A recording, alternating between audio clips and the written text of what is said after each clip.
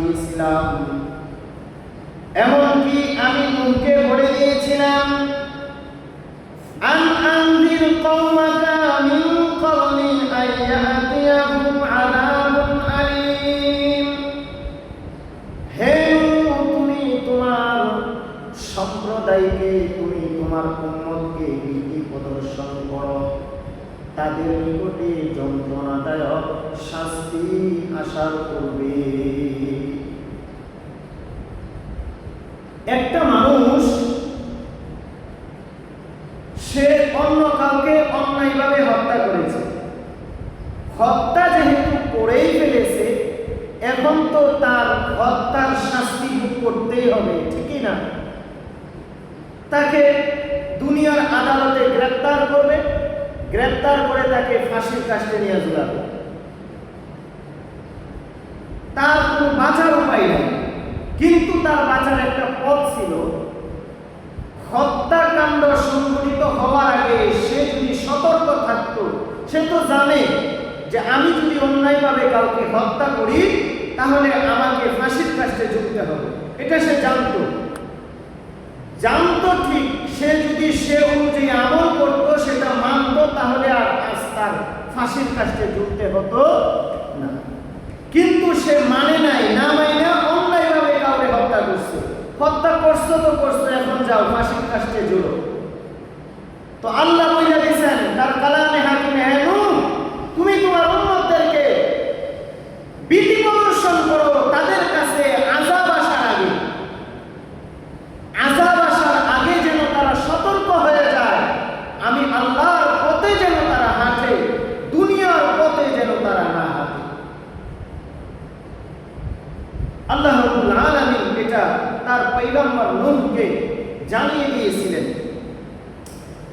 মুহতারাম নাযিরিন, হযরত নূহ আলাইহিস সালাতু ওয়াস সালামকে যখন আল্লাহ রাব্বুল আলামিন এই আদেশ করেছেন, বলেছেন, হে নূহ, তুমি তোমার উম্মতদেরকে সতর্ক করো, ভীতি প্রদর্শন করো, ভয়ভীতি দেখাও, তাদের কাছে যন্ত্রণাদায়ক শাস্তি আসার পূর্বে। এরপরে নূহ আলাইহিস সালাতু ওয়াস সালাম তার পুত্রের, তার কওমের লোকদের কাছে গেলেন, যায়া তাদের কাছে গিয়ে দাওয়াত দিতেছেন। নূহ আলাইহিস সালাতু ওয়াস সালাম বলেন, ক্বালা ইয়া কওমি ইন্নী লাকুম নাযীরুম মুবিন। নূহ আলাইহিস সালাম বলেন, হে আমার সম্প্রদায়, হে আমার উম্মতেরা, নিশ্চয় আমি আল্লাহ রাব্বুল আলামিনের পক্ষ থেকে তোমাদের জন্য ভীতি প্রদর্শনকারী এই কথা বলে ক্ষান্ত হন না।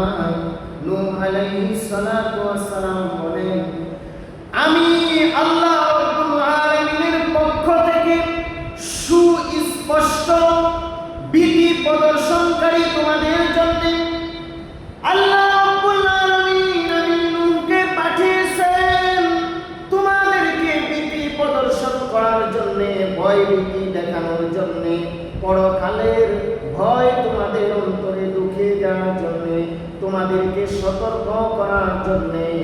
অর্থাৎ হে আমার সম্প্রদায়, তোমরা অন্যায় কাজ করো না, তোমরা অবিচার করো না, জুলুম করো না, অত্যাচার করো না, তোমরা পাপাচারে লিপ্ত থেকো না।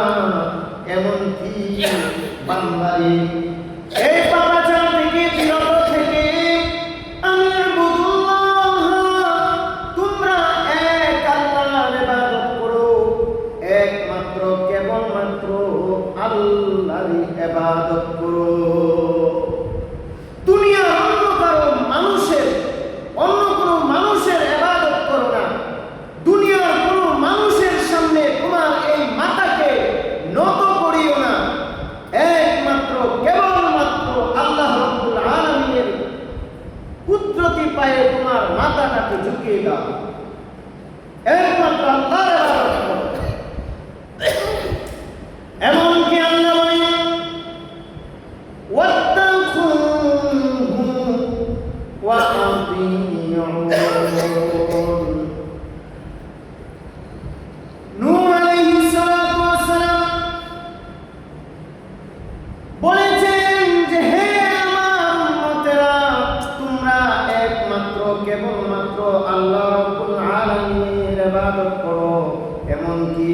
শুধুমাত্র আল্লাহ রাব্বুল আলামিনকে ভয় করো।